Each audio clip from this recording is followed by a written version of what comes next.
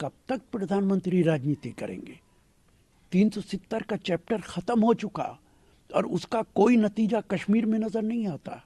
आज भी हमारे फौजी वहां शहीद हो रहे हैं, मारे जा रहे हैं। 370 का न कश्मीर को फायदा हुआ, न हमारी फौज को फायदा हुआ। आज भी आतंकी वहां एक्टिव हैं। और कब तक 370 पर राजनीति करेंगे प्रधानमंत्री?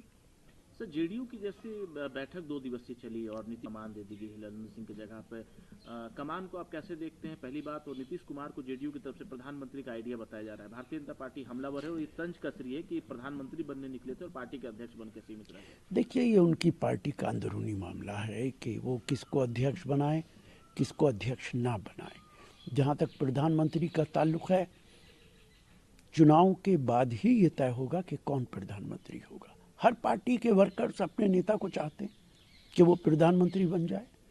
कांग्रेस के लोग चाहते हैं राहुल गांधी बने, लेकिन ये फैसला चुनाव के बाद होगा, चुनाव से पहले नहीं होगा। ये बात खड़गे साहब भी कह चुके, शरद पवार जी भी कह चुके और सब नेता कह चुके। हालांकि जो तंज कसा जा रहा है, शहजाद पूनावाला कह रहे हैं कि प्रधानमंत्री बनने निकले थे और ये पार्टी के अध्यक्ष बन के रह गए। उनके बयान पे क्या टिप्पणी करूं? भारतीय जनता पार्टी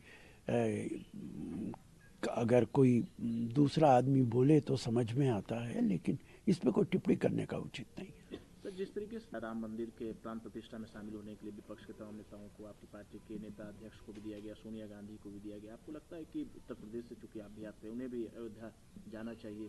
देखिए, जो लोग इंडिविजुअल हैसियत में, अपनी हैसियत में वहाँ जाना चाहते हैं, जिनकी आस्था है, जो रेस्पेक्ट करते हैं, उनको ज़रूर जाना चाहिए। लेकिन इसको राजनीतिक मुद्दा नहीं बनाना चाहिए, जो बीजेपी बनाने की कोशिश कर रही है। कोई भी नेता जाएगा, वो अपनी हैसियत में जाएगा, पार्टी की तरफ से कोई नहीं जाएगा। पार्टी की तरफ से किसी को जाना भी नहीं चाहिए।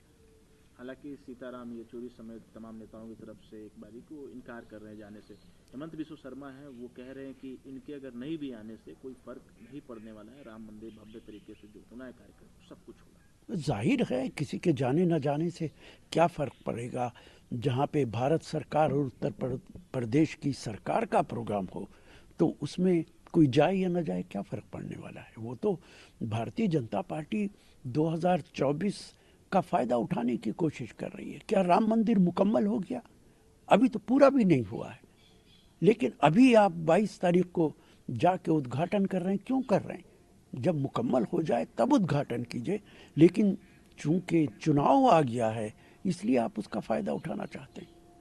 शिवसेना फिर से एक बार कह रही है कि हमें जीरो से टॉप करना है कांग्रेस गठबंधन और सीट को लेकर। देखिए, अब शिवसेना क्या बात करेगी, ये तो कांग्रेस पार्टी की हाईकमांड से बात करेगी। जो बात करनी है, इंडिया का वो सदस्य हैं और वो बात कर सकते हैं।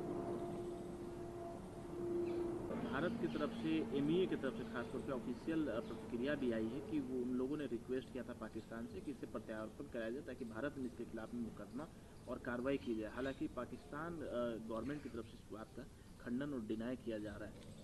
देखिए, ये तो भारतीय जनता पार्टी की सरकार लगातार इस तरीके के बयानात देती रहती है। ये भारत सरकार को भी मालूम है कि पाकिस्तान किसी को हमें हैंड ओवर नहीं करेगा। एक राजनीतिक खबर बनाने के लिए वो इस तरीके की बातें करते हैं। पाकिस्तान के अंदर सिर्फ एक हाफिज सईद थोड़ी है, कितने हाफिज सईद हैं।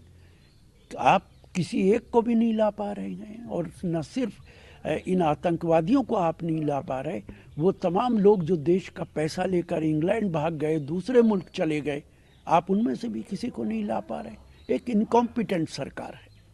सर, जिस तरीके से उल्फा फैक्शन साइन की गवर्नमेंट और गृह मंत्रालय के तहत पहले से भी कई बार इस बात की मांग उठते रही है, आपको लगता है कि उल्फा से जो साइन किया गया फैक्ट, उससे कुछ असर पड़ेगा गवर्नमेंट पे? देखिए, एक तो उस एग्रीमेंट को पब्लिक करना चाहिए ताकि ये पता चले कि एग्रीमेंट क्या हुआ है।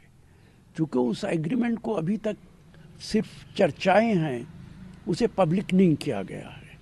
लेकिन नॉर्थ ईस्ट के जो हालात हैं उनको ठीक करना चाहिए। मणिपुर के अंदर जो कुछ हो रहा है, कितने हालात ख़राब हैं, लेकिन भारत सरकार आंखें भी बंद किए हुए हैं, कान भी बंद किए हुए हैं।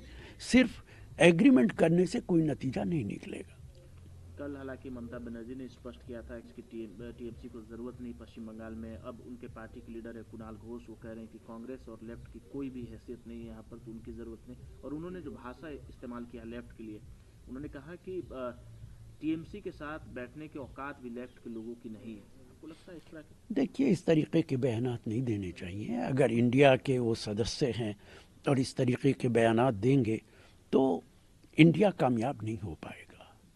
अगर लड़ाई लड़नी है भारतीय जनता पार्टी से तो आपको एक साथ मिलकर लड़ना पड़ेगा। और मैं ये बात बार बार कह चुका हूँ कि इंडिया को, तमाम विपक्षी दलों को ईवीएम का मुद्दा उठाना चाहिए।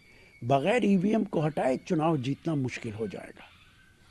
राज्यसभा में आम आदमी पार्टी ने राघव चड्ढा को लीडर बनाने का रिक्वेस्ट किया था जगदीप धनखड़ जी से, पर उन्होंने रिफ्यूज कर दिया इस रिक्वेस्ट को, अरविंद केजरीवाल की इस रिक्वेस्ट को। देखिए, ये हालांकि आम पार्टी का मामला है, लेकिन चूंकि इसमें वाइस प्रेसिडेंट का भी फैसला शामिल है, तो ये वाइस प्रेसिडेंट का बड़े अदब के साथ कहूँगा कि उनका ये गलत फैसला है।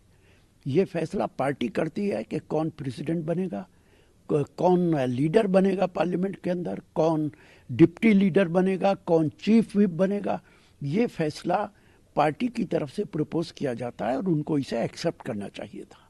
हिमाचल में केंद्रीय मंत्री अनुराग ठाकुर साहब ने कहा है कि कांग्रेस जब चुनाव है तब इन्हें कास्ट सेंसस की आ जाती है और इस तरह की बातें करते हैं डिवाइड करने के लिए। देखिए, हिमाचल के अंदर उनकी पार्टी हार चुकी है, कांग्रेस की सरकार है, भारतीय जनता पार्टी ने कोई काम नहीं किया, इसके बावजूद भी वो इस तरीके के बयानात देते रहते हैं।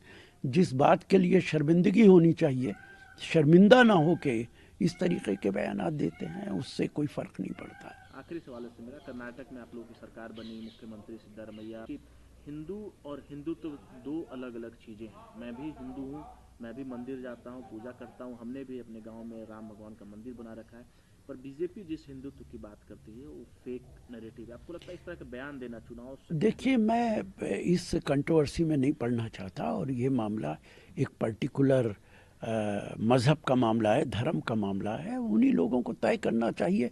लेकिन साथ साथ मैं ये भी कहूँगा कि धर्म की राजनीति देश को बर्बाद कर देगी, और ये काम भारतीय जनता पार्टी कर रही है।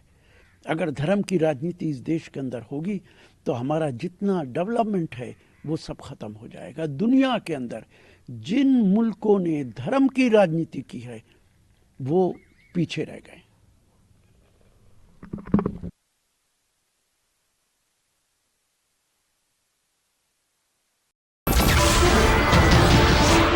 नमस्कार, मैं हूं मानक गुप्ता। अगर आपको हमारा ये वीडियो पसंद आया हो तो इसे लाइक और शेयर जरूर करें, और हां, हमें सब्सक्राइब और फॉलो करना ना भूलें ताकि आप देश और दुनिया की कोई खबर मिस ना करें। तो जुड़े रहिए हमारे साथ और देखते रहिए न्यूज़ 24।